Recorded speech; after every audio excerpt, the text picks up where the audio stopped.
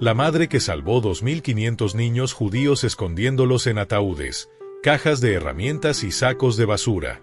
Una mujer de 29 años caminando por las calles del gueto de Varsovia con brazalete de estrella amarilla falsa, pasando guardias nazis que podrían dispararle en cualquier momento si descubren que es católica polaca haciéndose pasar por judía, llevando en su bolso documentos falsos, dinero y lista de direcciones de familias polacas dispuestas a esconder niños judíos, aunque el castigo por esto es ejecución inmediata de toda la familia, y cuando llega a apartamento donde familia judía la espera, la madre le entrega a su bebé de 6 meses, llorando, rogándole que lo salve porque sabe que los nazis planean deportar a todos los niños del gueto a campos de exterminio, y la mujer, Irena Sendler, toma al bebé, lo droga ligeramente con sedante para que no llore, lo mete en caja de herramientas en el fondo de su camioneta de ambulancia, y conduce hacia el checkpoint donde guardia nazi revisa el vehículo, y el bebé comienza a despertar, comienza a moverse, y el perro del guardia comienza a ladrar hacia la caja, y el guardia está a punto de abrirla cuando Irena hace algo que salva la vida del bebé,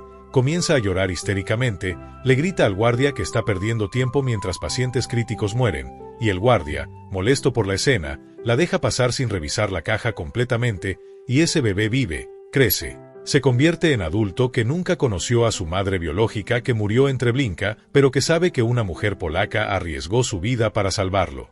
Y durante los siguientes 3 años, entre 1942 y 1943, Irena Sendler hace esto 2.500 veces, saca niños judíos del gueto escondidos en ataúdes, cajas de herramientas, sacos de basura, bolsas de patatas, cajas de yeso, y anota el nombre real de cada niño en papel fino que entierra en frascos de vidrio bajo un árbol para que después de la guerra los niños puedan recuperar sus identidades verdaderas, y en octubre de 1943, Gestapo finalmente la atrapa, la arresta, la tortura brutalmente rompiéndole ambas piernas y ambos pies con martillos intentando que revele dónde están los niños escondidos, y ella nunca habla, ni un solo nombre, aplicando cada principio estoico que Marco Aurelio y Epicteto jamás enseñaron sobre resistencia bajo tortura, sobre cómo el dolor del cuerpo no puede quebrar la voluntad del alma, y es condenada a muerte, pero miembros de la resistencia polaca sobornan a guardia nazi en último momento y la sacan de prisión el día antes de su ejecución programada,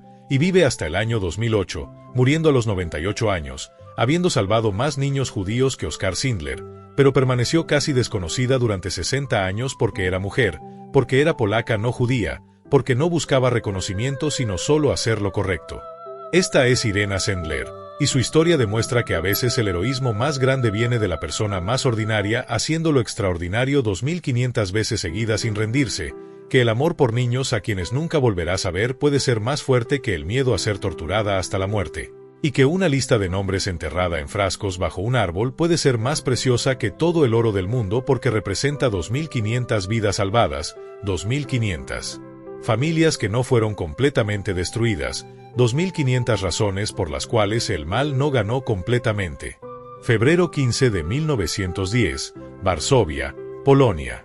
Nació una niña en familia de clase media polaca. Su padre, Stanisław Krzyżanowski, era médico que trataba principalmente a pacientes judíos pobres en suburbios de Varsovia. Su madre, Janina, era católica devota que criaba a su única hija con valores de compasión y servicio. La nombraron Irena Stanisława Krzyżanowska. Los primeros recuerdos de Irena eran de su padre, del hombre que definiría completamente su sentido de deber moral. Stanisław no solo trataba a pacientes judíos, les cobraba menos que a pacientes católicos ricos, a menudo no cobraba nada. Su esposa Janina se quejaba de que estaban constantemente en problemas financieros porque Stanisław regalaba sus servicios. Pero Stanisław le enseñaba a Irena, si ves a alguien ahogándose, debes intentar rescatarlo aunque no sepas nadar. Marco Aurelio había escrito que los niños aprenden virtud observando a sus padres más que escuchando sus palabras. Irena aprendió compasión radical observando a su padre trabajar entre los más pobres y marginados de Varsovia. En 1917, cuando Irena tenía 7 años, estalló epidemia de tifus en Varsovia. El tifus es enfermedad mortal transmitida por piollos, extremadamente contagiosa. La mayoría de los médicos se negaban a tratar pacientes de tifus por miedo a infectarse. Pero Stanisław continuó tratando a sus pacientes judíos pobres que vivían en condiciones donde el tifus se propagaba rápidamente. Y como era inevitable, Stanisla contrajo tifus. Enfermó gravemente. Durante semanas luchó por su vida mientras Irena y su madre lo cuidaban. Pero el tifus en 1917 no tenía tratamiento efectivo. Stanisla Krzyżanowski murió dejando a su esposa viuda y a Irena huérfana de padre a los 7 años. Pero la comunidad judía que Stanisla había servido no olvidó. Los ancianos de la comunidad judía se acercaron a Janina y le ofrecieron pagar la educación completa de Irena. Era gesto extraordinario de gratitud. Séneca había escrito sobre cómo la verdadera nobleza se revela en cómo tratamos a quienes no pueden recompensarnos. Stanisla había tratado así a sus pacientes, y ahora ellos honraban su memoria. Irena creció pobre pero educada. Estudió literatura polaca en Universidad de Varsovia. En 1931, a los 21 años, se casó con Mieczysław Sendler, tomando el apellido que la haría famosa. Trabajó en Departamento de Bienestar Social de Varsovia ayudando a familias pobres, muchas de ellas judías. Y entonces, el 1 de septiembre de 1939, Alemania nazi invadió Polonia. En 3 semanas Polonia fue conquistada, dividida entre Alemania y la Unión Soviética. Varsovia cayó bajo ocupación nazi directa. Y comenzó el infierno. Los nazis inmediatamente implementaron leyes antijudías. Los judíos fueron forzados a usar brazaletes con estrella amarilla. Fueron despedidos de trabajos. Sus negocios fueron confiscados. Y en octubre de 1940, los nazis ordenaron que todos los judíos de Varsovia, aproximadamente 400.000 personas, fueran concentrados en área de solo 3 kilómetros cuadrados. El gueto de Varsovia había sido creado. Irena, trabajando en Departamento de Bienestar Social, vio lo que estaba sucediendo con horror creciente. El gueto estaba superpoblado de manera imposible. 10 personas viviendo en habitación diseñada para 2. Sin suficiente comida, sin agua limpia, sin sanitación adecuada. Las enfermedades se propagaban: tifus, tuberculosis, disentería. Las personas morían en las calles, sus cuerpos cubiertos con periódicos hasta que podían ser recogidos. Epicteto había enseñado que cuando vemos injusticia tenemos 2 opciones: ser cómplices por silencio o resistir. Irena eligió resistir. Pero ¿cómo podía una mujer soltera en sus 30 desafiar la máquina de exterminio nazi? Era pregunta sin respuesta clara. En 1942 todo cambió. Los nazis comenzaron las deportaciones. Les dijeron a los judíos que serían reasentados al este para trabajar. Pero Irena y otros en la resistencia polaca sabían la verdad a través de informes secretos. Los trenes iban a Treblinka, un campo de exterminio donde las personas eran asesinadas con gas en cámaras de muerte al llegar. No había reasentamiento. Era genocidio industrial. Y lo peor de todo, los nazis comenzaron con los niños. Irena vio niños siendo arrancados de brazos de sus madres, cargados en trenes de ganado, enviados directamente a cámaras de gas. En septiembre de 1942, los nazis deportaron y asesinaron a 300.000 judíos del gueto de Varsovia en solo 2 meses. Los niños morían primero porque los nazis los consideraban comedores inútiles. Irena tomó decisión que determinaría el resto de su vida. No podía salvar a todos, pero podía salvar a algunos. Podía salvar niños. Marco Aurelio había escrito que debemos hacer el bien que está en nuestro poder sin paralizarnos por el bien que no podemos hacer. Irena haría el bien que podía. Se unió a Segota, Consejo para Ayuda a Judíos, organización clandestina de la resistencia polaca dedicada a ayudar a judíos a escapar. E Irena propuso plan audaz: sacar niños judíos del gueto, darles identidades falsas como cristianos polacos, esconderlos con familias polacas o en orfanatos y conventos. Era plan casi imposible. Primero, tenía que entrar al gueto. El gueto estaba rodeado por muro alto con alambre de púas, guardado constantemente. Solo ciertas personas con permisos especiales podían entrar. Irena obtuvo permiso falso como enfermera de salud pública, supuestamente inspeccionando condiciones sanitarias para prevenir epidemias que podrían extenderse a áreas. Segundo, tenía que convencer a padres judíos de darle sus hijos. Imagina ser madre en el gueto, viviendo en infierno, sabiendo que tus hijos probablemente morirán, y mujer polaca que apenas conoces te dice: dame tu hijo. Nunca lo volverás a ver. No puedo prometerte que sobrevivirá, pero es su única oportunidad. ¿Darías tu hijo a extraña basándote solo en esperanza? Miles de madres dijeron que sí. Séneca había escrito sobre amor parental como la fuerza más poderosa en la naturaleza. Esas madres amaban a sus hijos tanto que los dejaban ir con extraña, sabiendo que probablemente nunca los volverían a ver, solo para darles oportunidad de vivir. Y tercero, Irena tenía que sacar a los niños físicamente del gueto sin ser atrapada. Si era descubierta, sería ejecutada inmediatamente. Más importante, los niños que intentaba salvar serían asesinados. Desarrolló métodos extraordinariamente creativos y arriesgados. Para bebés y niños muy pequeños, usaba su camioneta de ambulancia. Construyó compartimentos falsos en la parte trasera. Drogaba ligeramente a los bebés con sedantes para que no lloraran. Los escondía en cajas de herramientas, en bolsas debajo de camillas, en cajones secretos. En el checkpoint, guardias nazis revisaban el vehículo. Irena entrenó a un perro para ladrar y distraer a los guardias cuando se acercaban demasiado a los compartimentos secretos. Para niños más grandes, usaba diferentes tácticas. Los sacaba a través de túneles secretos bajo el muro del gueto. Los sacaba en ataúdes en funerales falsos. Los sacaba en sacos de basura cuando los camiones de basura salían del gueto. Los sacaba disfrazados como trabajadores polacos cuando grupos de trabajo salían del gueto para trabajos forzados fuera. Cada método era aterrador, cada niño era riesgo de vida. Epicteto había enseñado que el miedo no desaparece, pero podemos actuar a pesar del miedo. Irena tenía miedo cada vez, pero actuaba de todos modos. Y aquí está lo extraordinario. Irena no solo salvaba a los niños, preservaba sus identidades. Sabía que después de la guerra, si había después de la guerra, estos niños necesitarían saber quiénes eran realmente. Así que creó sistema meticuloso. En papel fino escribía el nombre real del niño, el nombre de sus padres y el nombre falso cristiano que le habían dado. Luego enrollaba el papel, lo metía en frasco de vidrio y enterraba el frasco en jardín de su amiga bajo un árbol de manzana. Marco Aurelio había escrito sobre importancia de mantener registros precisos. Irena mantenía registros que literalmente preservaban identidades de 2.500 niños. Pero el trabajo cobraba precio terrible. Irena trabajaba 18 horas al día. Vivía en terror constante de ser descubierta. Veía cosas que ningún ser humano debería ver: niños muriendo de hambre, madres llorando mientras entregaban sus bebés, ancianos siendo golpeados hasta morir por guardias nazis.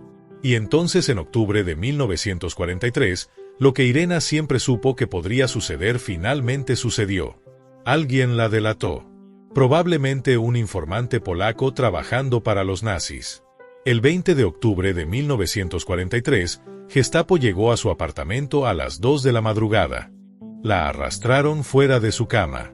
Destrozaron su apartamento buscando evidencia. No encontraron nada porque Irena guardaba todo en su memoria o enterrado en frascos. Pero no necesitaban evidencia. Alguien les había dicho que ella sacaba niños judíos del gueto. Eso era suficiente. Fue llevada a prisión Pawiak, la misma prisión donde otros resistentes polacos eran torturados. Y la tortura comenzó inmediatamente. Querían nombres. ¿Dónde están los niños escondidos? ¿Qué familias polacas los esconden? ¿Quién más está involucrado en Segota? Los torturadores de Gestapo fueron brutalmente eficientes. Le quebraron ambas piernas con martillos. Le quebraron ambos pies de la misma manera. Le dislocaron los hombros. La golpeaban repetidamente hasta que perdía conciencia, luego la revivían y continuaban. Séneca había escrito extensamente sobre resistencia bajo tortura como test supremo de carácter. Irena enfrentaba a ese test. Durante semanas de tortura, Irena nunca reveló un solo nombre. Ni un niño, ni una familia, ni un miembro de Segota. Cuando sus torturadores preguntaban dónde estaban los niños, ella respondía: no sé de qué hablan. Cuando le decían que la ejecutarían, ella respondía: háganlo. Epicteto había enseñado que pueden torturar tu cuerpo, pero solo tú puedes traicionar tu alma. Irena se negaba a traicionar la suya. Finalmente, Después de meses de tortura sin resultados, los nazis la sentenciaron a muerte por fusilamiento. Fue programada para ejecución. Pero Segota sabía que Irena era demasiado valiosa, sabía demasiado, había salvado demasiados niños. Organizaron Operación Desesperada. Sobornaron a guardia nazi en prisión Pawiak con suma enorme de dinero recaudado por resistencia polaca. La mañana de su ejecución programada, en enero de 1944, el guardia sobornado dejó abierta puerta de su celda. Irena, apenas capaz de caminar con sus piernas y pies destrozados, se arrastró fuera de prisión. Miembros de Segota la esperaban afuera con documentos falsos de identidad. Durante el resto de la guerra, Irena vivió bajo identidad falsa, cojeando permanentemente por heridas que nunca sanarían completamente. Pero continuó su trabajo cuando podía, ayudando a niños judíos escondidos, asegurándose de que estaban seguros. En enero de 1945, el Ejército Rojo Soviético liberó Varsovia. Los nazis habían huido. La guerra en Polonia había terminado. E Irena inmediatamente fue a jardín de su amiga, desenterró los frascos enterrados bajo el árbol de manzana y comenzó proceso de intentar reunir niños con sus familias. Pero la devastación era total. De los 2.500 niños que Irena había salvado, solo puñado pudo ser reunido con padres o familiares. La vasta mayoría de los padres habían sido asesinados en Treblinka o Auschwitz. Los niños eran huérfanos. Pero al menos estaban vivos. Al menos sabían sus nombres reales. Al menos su identidad judía había sido preservada. Marco Aurelio había escrito que debemos juzgar éxito no por resultado final, sino por si hicimos todo lo posible con las circunstancias dadas. Irena había hecho todo lo posible. Había salvado 2.500 vidas cuando habría sido más fácil y seguro no salvar ninguna. Después de la guerra, Polonia cayó bajo control comunista soviético. El régimen comunista no quería celebrar a Heroína, que había trabajado con organización vinculada a gobierno polaco en exilio apoyado por Occidente. Así que la historia de Irena fue suprimida. Vivió en relativa oscuridad, trabajando como trabajadora social, cojeando por el resto de su vida por sus heridas. No fue hasta 1999, 54 años después del fin de la guerra, que su historia fue redescubierta. Grupo de estudiantes de secundaria en Kansas, Estados Unidos, estaba haciendo proyecto de historia. Encontraron mención breve en artículo viejo diciendo que Irena Sendler salvó 2.500 niños judíos en Varsovia. Los estudiantes pensaron que era error tipográfico. Seguramente era 250, no 2.500. Nadie había escuchado de esta mujer. ¿Cómo podría haber salvado más niños que Oskar Schindler y permanecer desconocida? Investigaron y descubrieron que era verdad. Y descubrieron que Irena todavía estaba viva, viviendo en casa de ancianos en Varsovia a los 89 años. Los estudiantes escribieron obra de teatro sobre su vida. La presentaron en su escuela. La historia se extendió. Periodistas comenzaron a investigar. Y finalmente el mundo conoció a Irena Sendler. En 2003 Irena fue nominada para Premio Nobel de la Paz. No ganó. El premio fue a Al Gore por su trabajo en cambio climático, pero la nominación trajo atención internacional. Polonia le otorgó su honor más alto, la Orden del Águila Blanca. Israel la nombró justa entre las naciones. Universidades alrededor del mundo le dieron doctorados honorarios. Pero Irena, ahora en sus 90, no se veía como heroína. Cuando reporteros le preguntaban sobre su coraje, ella respondía: «Cada niño salvado con mi ayuda es justificación de mi existencia en esta tierra, y no un título de gloria». Séneca había escrito que la verdadera virtud no busca reconocimiento. Irena vivió esto hasta su último día. Murió el 12 de mayo de 2008 a los 98 años. Fue enterrada con honores de héroe nacional en Polonia. En su funeral, algunos de los niños que había salvado, ahora en sus 60 y 70, dieron testimonios llorando. Uno dijo: «No recuerdo a mi madre, murió en Treblinka cuando yo tenía 4 años. Pero Irena Sendler me dio la oportunidad de vivir, de tener hijos propios, de tener vida completa que nunca debería haber tenido». La lección final de Irena Sendler es profundamente estoica. Marco Aurelio había escrito que debemos hacer nuestro deber sin esperar recompensa o reconocimiento. Irena salvó 2.500 vidas y vivió en oscuridad por 54 años. No buscó fama. Hizo lo correcto porque era correcto. Epicteto había enseñado que podemos soportar cualquier dolor físico si nuestra voluntad permanece libre. Irena fue torturada brutalmente, pero nunca traicionó a los niños que había salvado. Su cuerpo fue quebrado, pero su voluntad permaneció indomable. Y Séneca había escrito que el verdadero heroísmo no es un acto único sino elección diaria de hacer lo correcto. Irena no salvó 2.500 niños en un acto dramático. Lo salvó uno por uno, día tras día, durante 3 años, cada vez arriesgando su vida, cada vez eligiendo el peligro sobre la seguridad. La promesa estoica que Irena Sendler demostró es que una persona ordinaria haciendo lo extraordinario repetidamente puede cambiar el mundo, que los frascos de vidrio enterrados bajo árbol de manzana con nombres de niños salvados son más preciosos que cualquier premio o reconocimiento porque representan vidas vividas que no deberían haber existido, familias que no fueron completamente aniquiladas, luz que no fue completamente extinguida por oscuridad, y que al final lo que importa no es si el mundo te celebra sino si cuando miras hacia atrás en tu vida puedes decir honestamente hice todo lo que pude con lo que tenía donde estaba. Irena Sendler absolutamente puede decir eso, 2.500 ¿Te interesa veces el estoicismo, el crecimiento personal y las historias de vida? Entonces suscríbete y activa la campanita para no perderte ningún video. Y no olvides seguirnos en todas nuestras redes sociales para estar conectado con nuestra comunidad. Únete a la familia de Historias Estoicas.